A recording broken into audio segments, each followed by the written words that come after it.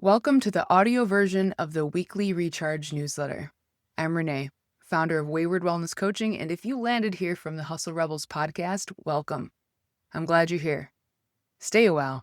And honestly, you might as well subscribe to the weekly Recharge newsletter while you're at it, because we've got some pretty good shit in here. All right, let's get into it. Sometimes it's not that life is complicated.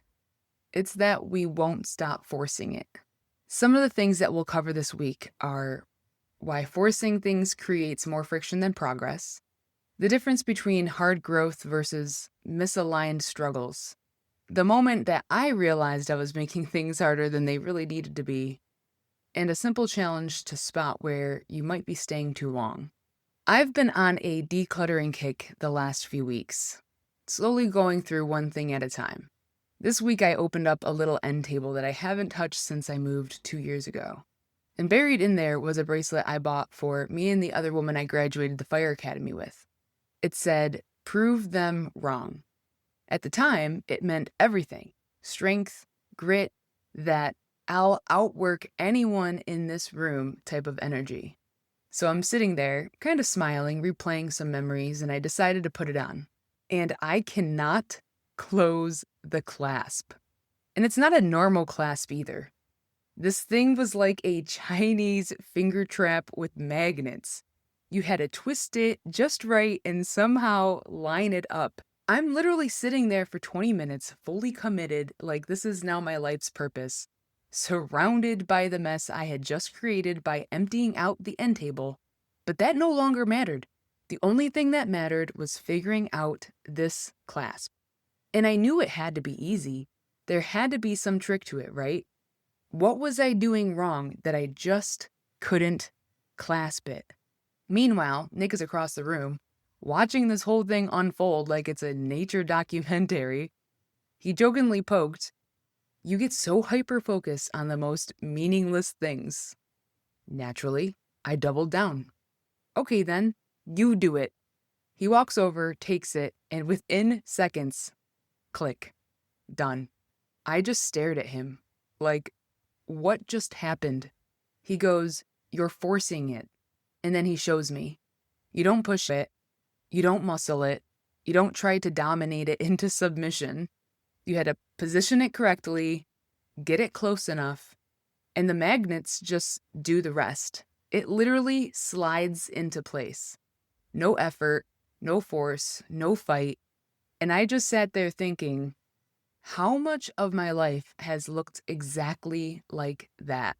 And honestly, I wasn't even high. Trying to force things to fit. Pushing harder when something isn't clicking. Staying in situations long after they've stopped making sense. Because I thought effort was the answer. Like if I just tried harder, proved more, pushed more, eventually it would work. But what if that's the problem? What if the issue isn't a lack of effort? It's misalignment. Because there is a difference between doing hard things that grow you and forcing things that drain you. One builds you, the other slowly erodes you. And we love to confuse the two. We stay in the wrong relationships, the wrong environments, the wrong expectations of ourselves. Not because we don't see it, but because we've trained ourselves to override it, to push past the red flags, to prove we can handle it, to make it work.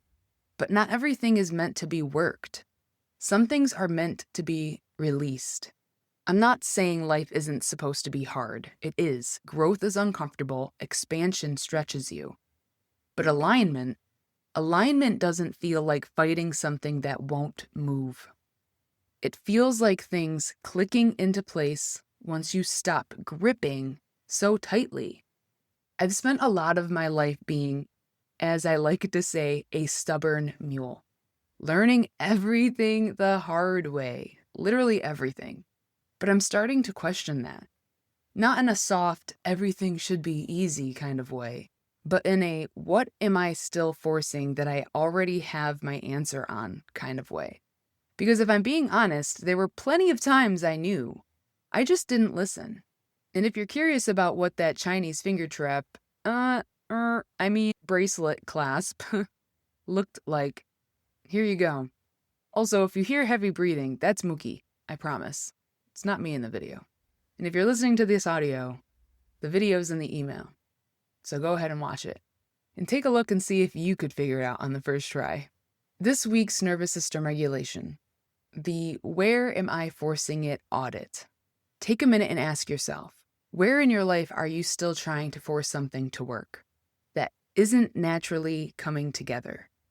Maybe it's a relationship you've been overextending in, a job or a role that feels like constant friction, an identity you've outgrown but keep performing, a decision you already know the answer to.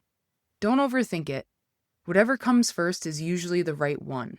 Then ask, what would happen if I stopped forcing this? And just let it show me what it actually is.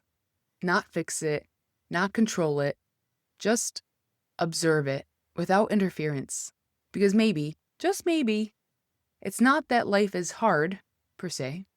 It's that you've been trying to close the clasp the wrong way. And the second you stop forcing it, everything either falls into place or shows you it was never meant to be. Either way, you get your answer. Here's a little update on the Burn the Blueprint Identity Reset program. I officially have hard copies of the Burn the Blueprint workbook. If you're someone who hates doing everything on a screen, same. There's something different about having it in your hands, writing things out, flipping back through it. So now, when you enroll in the 4-week program, you'll have the option to add the physical workbook. You'll still get the full experience, the 4 brain spotting sessions, the full digital download, but now you can actually sit with it, write in it, and work through it in a way that doesn't feel like another tab open on your laptop. For more information on the program, you can check it out in the link in the newsletter. There's also a quick teaser video in the newsletter so that you can see what it looks like. And you also see that my pups are just as excited. Also, this week on the Hustle Rebels podcast, in case you missed it, the latest episode of Hustle Rebels, I am joined by therapist and first responder specialist Steve Bisson, and we get into topics of leadership betrayal, burnout inside toxic work systems, why people stay too long after they know something is wrong, and why mental health still gets treated like something you're just supposed to push through. It was honestly too good for one episode, so I split it up, and part 1 dropped this past week, and part 2 drops tomorrow morning. And if you're new here, or you're feeling a little nostalgic, I also included a link so that you could read some previous newsletters as well. As always, I appreciate you guys, and I'm always here if you have any questions, or even if you just want to have a chat. Share the weekly recharge with a friend so they can be regulated just like you. See you guys next week.